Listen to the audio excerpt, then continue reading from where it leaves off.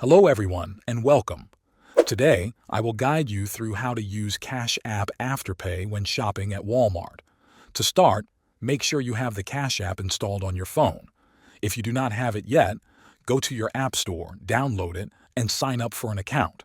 Also, ensure your Cash App balance or linked bank account has enough money for your first Afterpay installment.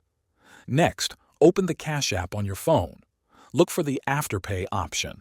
It is usually found on the home screen or under the Banking tab.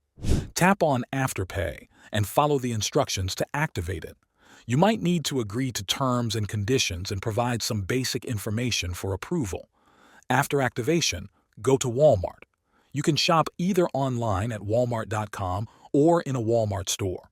If you shop online, add the items you want to buy to your cart.